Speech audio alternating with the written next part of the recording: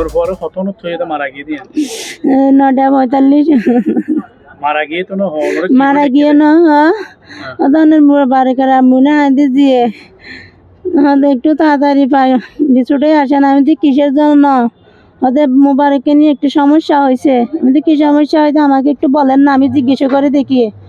উনি বলছে যে 5 মিনিট আসেন, এসে বলবো। আমি বলছি যে আমি আসছি। তারপরে কেটে দিছে। কেটে দেওয়ার পরে আবার কল দিছে, ওদের এখানে আসিয়েন না, সদর হাসপাতালে চলে যান। আমি ওখানে নিয়ে গেছি, ভর্তি করছি। আমি সদর হাসপাতালে ওখান থেকে একটা 500 টাকা দিয়ে আমি রিজার্ভ করছি গাড়িটা।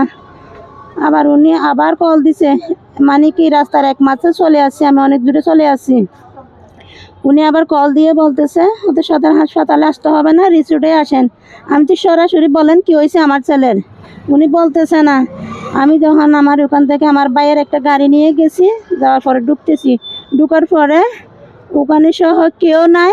আমার ছেলে পুরা শরীর ভিজা ওখানে মরা অবস্থায়। সবাই থেকে জিজ্ঞেস করছি, কেউ কিছু বলে নাই। ম্যানেজারও দেখি নাই, মালিকেরও দেখি নাই। তো তখন কি আপনার ছেলে কি রুমের ভিতরে ছিল নাকি বাইরে?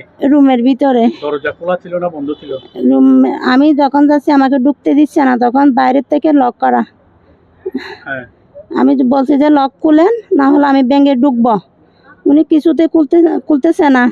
আমি ওই স্টাফগুলা রিসোর্টের ওয়াকসিয়ার রিসোর্টের স্টাফগুলা খুলতেছে না। আমি বলছি যে আমি যখন শিক্ষা দিছি, আরেকজনে মানে কি ওই এলাকার লোক এসে ওদের মায়ে ঢুকবে, দেখা করতে দেন।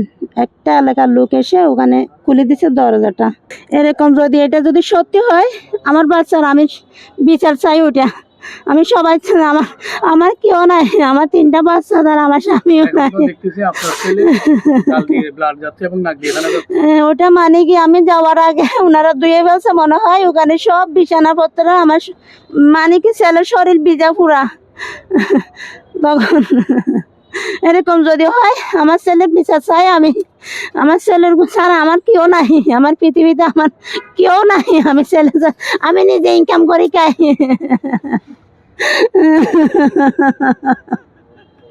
আমার পৃথিবীতে আমার কেউ নাই, আমার মায়ও নাই, মায় মারা গেছে।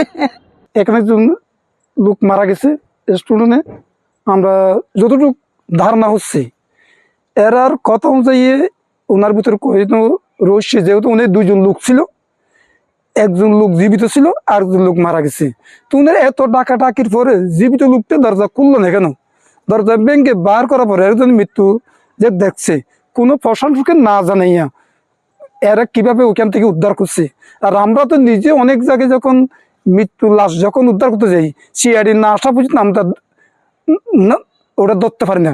এটা আইনত পুলিশ প্রশাসন না আসা পর্যন্ত আমরা ধরি না, বুঝছেন? এরা কিভাবে উদ্ধার করলো সেটা আমি একটু ভাবতেছি।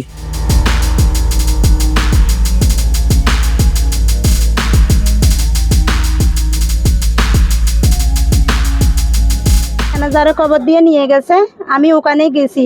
ঘটনা অবস্থায় আমার ছেলের পাশে এই মানি ব্যাগটা ছিল।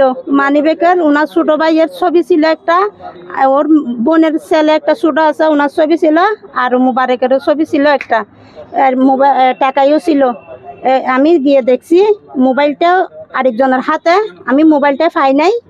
তারপরে মানি ব্যাগটা নিছি ওনার ডকুমেন্ট একটু দেখার জন্য। মোবাইলের মানি ব্যাগের মধ্যে টাকাও নাই, ছবিও নাই, সব লুটপাট করে ফেলছে। আর মানি ব্যাগের মধ্যে কিছু বালি দেখছি আমি, মানি ব্যাগটা ভিজা, কতগুলা বালি। পুলিশেরও দেখাইছি এগুলা, ওনারা কিচ্ছু বলে নাই ওখানে।